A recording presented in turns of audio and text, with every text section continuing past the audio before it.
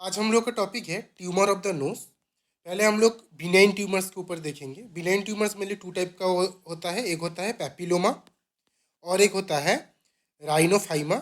इसको हम लोग पोटैटो ट्यूमर भी बोलते हैं।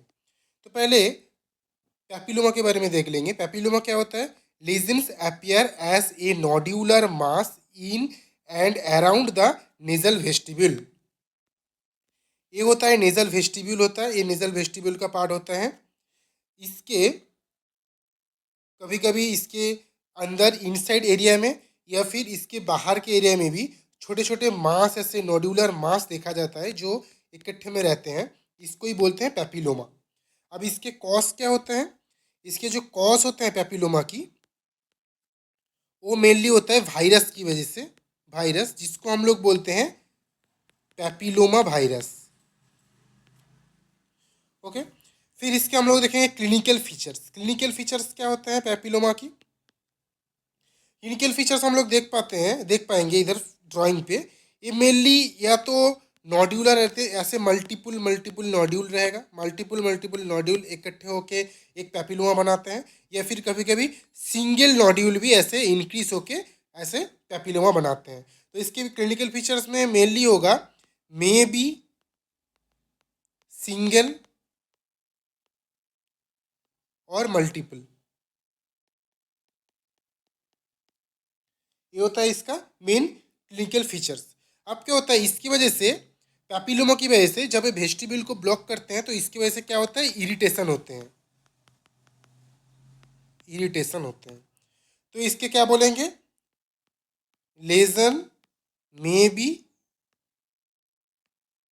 Cause irritation. फिर इसके ट्रीटमेंट में ज़्यादा कुछ नहीं। इसके ट्रीटमेंट में होता है सर्जिकल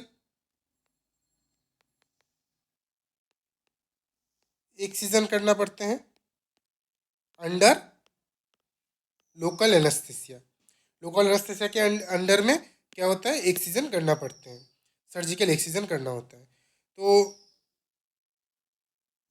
इसके बारे में ऊपर में डिटेल्स में लिखा हुआ है, इधर नोट्स में लिखा हुआ है due to papilloma virus may be single and multiple lesion may be irritation and surgical excision and local under local anaesthesia.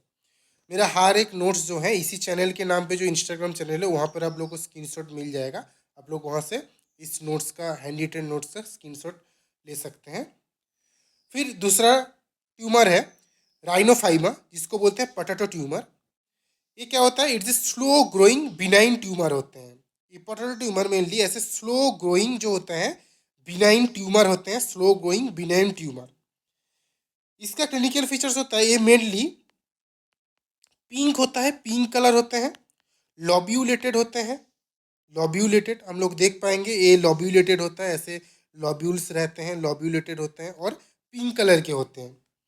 And ये मेनली मिडिल एज पे देखा जाता है, मिडिल एजेड में देखा जाता है मेनली। एंड नोज के सामने ऐसे लॉब्यूलेटेड पैपिलोमा होने के कारण से क्या होता है? आइस के विजन में प्रॉब्लम होता है एंड ऑब्स्ट्रक्शन में प्रॉब्लम आता है, मीन्स ऑब्स्ट्रक्शन इन ब्रीदिंग। तो इसमें क्या होता है? Obstruction in breathing and vision में प्रॉब्लम आते हैं। अब इसका ट्रीटमेंट में क्या करेंगे? इसका ट्रीटमेंट में मेनली होता है, इसको एक्सीजन करना पड़ता है। इसके लिए हम लोग क्या यूज करते हैं? Carbon laser.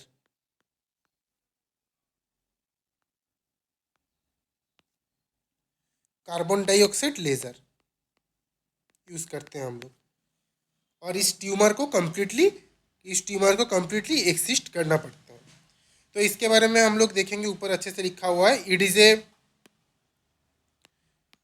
A slow growing benign tumour due to hypertrophy of the sebaceous gland. जो इस नोज के टीफ में जो सीबेसियस ग्लैंड रहते हैं उसके हाइपरट्रॉफी के कारण होते हैं।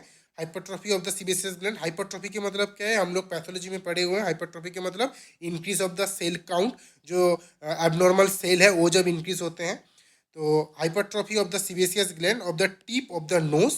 एंड क्लिनिकल फीचर्स इसका क्या होगा, it's a present as a pink lobulated mass over the nose and mostly affect man in middle age and obstruction in breathing and vision due to the large size of the tumor। Tumour का large size की वजह से क्या होता है, obstruction में breathing होता है और विजन में प्रॉब्लम आते हैं। ट्रीटमेंट में इसका क्या होगा, हम लोग कार्बन डाइऑक्साइड लेजर यूज करेंगे एंड कम्प्लीटली एक्ससिस्ट करेंगे, एक्सिजन देंगे इसको। अब हम लोग देखेंगे मैलिग्नेंट ट्यूमर के बारे में। मैलिग्नेंट ट्यूमर में क्या होता है, मैलिग्नेंट ट्यूमर में क्या होता है, बेसल सेल कार्सिनोमा, ये होता है मैलिग्नेंट ट्यूमर का, ये इंपॉर्टेंट है for SAQ. Malignant tumour basal cell carcinoma, इसको रोडेंट अल्सर भी बोलते हैं, अब इसमें क्या होता है ना, this is the most common, it's a most common malignant tumour जो नोज के स्किन में देखा जाते हैं। 87% केस में यही वाले मैलिग्नेंट ट्यूमर एक्चुअली प्रेजेंट रहते हैं। एंड ये जो रहते हैं damage bye involving surrounding tissue, जो इसके साइड में इन्वॉल्विंग सराउंडिंग टिश्यू है, इसके डैमेज के कारण एक्चुअली ये ट्यूमर देखा जाता है। एंड ये ट्यूमर मेनली 40 to 60 ईयर्स के एज में देखा जाता है। Effects equally mails and females in all age group of 40 to 60। And ये जो ट्यूमर होते हैं वेरी स्लो ग्रोइंग होते हैं, वेरी स्लो ग्रोइंग होता है, it's a very slow growing. Underlying जो कार्टिलेज और बोन में भी इन्वॉल्व, अंडर इसके अंडर में जो कार्टिलेज, जो नेजल कार्टिलेज है, नेजल कार्टिलेज एंड जो बोन रहते हैं वो भी इसके कारण इन्वॉल्व हो सकते हैं। अब प्रीडिस्पोजिंग फैक्टर क्या होता है, ये mainly light colour skin, means जो लोग व्हाइट कलर स्किन होते हैं, foreigners mainly white colour skin जो लोग होते हैं, ऐसे लाइट कलर स्किन में देखा जाता है। सन एक्सपोज्ड एरिया में, सन एक्सपोजर एरिया में मेनली ज़्यादा इन्वॉल्व होते हैं। एंड ये mainly 50 years, more than 50 years में देखा जाता है। मेनली ये 40 to 60 ईयर्स के एज में देखा जाते हैं। क्लिनिकल फीचर्स क्या होगा, क्लिनिकल फीचर्स इसका 2/3 सन एक्सपोज्ड एरिया में होता है। कॉमन लोकेशन इन फेस होता है, जो mainly common location tip of nose होते हैं, ये एमसीक्यू आते हैं। And commonest presentation is cyst, ये कॉमनेस्ट प्रेजेंटेशन से सिस्ट जैसा, मीन्स थोड़ा सा हार्डनेस रहता है, इसमें हार्डनेस रहते हैं, सिस्ट जैसा रहता है। And can be present as red patch, can be present, हम लोग देख सकते हैं इधर रेड पैच दिख रहा है, इधर red patch, can be present red patch, skin thickening and scar tissue. ठीक है, अब इसके बाद हम लोग इसका ट्रीटमेंट देखेंगे। इसके ट्रीटमेंट में कुछ नहीं, depends on size, A mainly जो ट्रीटमेंट है साइज, लोकेशन एंड डेप्थ के ऊपर डिपेंड कर रहा है। इसके भी सर्जिकल एक्सिजन करेंगे हम लोग। फिर नेक्स्ट हम लोग देखेंगे squamous cell carcinoma. Squamous cell carcinoma ये होता है फर्स्ट मोस्ट कॉमन होता है। बेसल सेल कार्सिनोमा या फिर rodent ulcer first most common होते हैं। बेसल सेल कार्सिनोमा जिसको हम लोग बोलते हैं rodent ulcer, and second most common होता है स्क्वामस सेल कार्सिनोमा, ये होता है सेकेंड मोस्ट कॉमन। तो ये जो रहते हैं 20% केस में ये देखा जाता है, 20% केस में देखा जाता है स्क्वामस सेल कार्सिनोमा। एक इधर इंपॉर्टेंट एमसीक्यू है जो ये पीबीक्यू में भी, पीबीक्यू के लिए भी इंपॉर्टेंट है, पीवाई के लिए भी इंपॉर्टेंट है।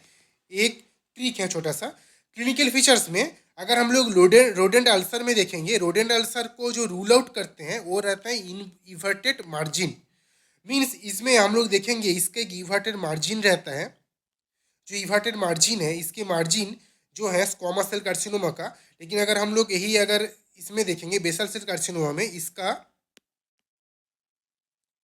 मार्जिन थोड़ा डिफरेंट है, बट इसमें देखेंगे इन्वर्टेड मार्जिन हम लोग को दिखाई देगा जो स्क्वामस सेल कार्सिनोमा में दिखाई देगा। तो ये इमेज बेस्ड क्वेश्चन के लिए इंपॉर्टेंट है, इमेज बेस्ड। ये होता है स्क्वामस सेल कार्सिनोमा जिसमें हम लोग इन्वर्टेड या फिर मार्जिन में हम लोग एबनॉर्मलिटीज देखेंगे, मार्जिन या फिर इधर इन्वर्टेड एरिया देखेगा स्क्वामस सेल कार्सिनोमा में, बट इधर सिस्ट टाइप सिस्ट टाइप देखेंगे हम लोग बेसल सेल कार्सिनोमा में, सिस्ट टाइप हम लोग देखेंगे बेसल सेल कार्सिनोमा में। अब इसमें मेन आता है ट्रीटमेंट, इसका क्या होता है, रेडियोथेरेपी करना होता है, जो एडवांस ट्रीटमेंट होता है सर्जिकल एक्सीजन होता है। Thank you.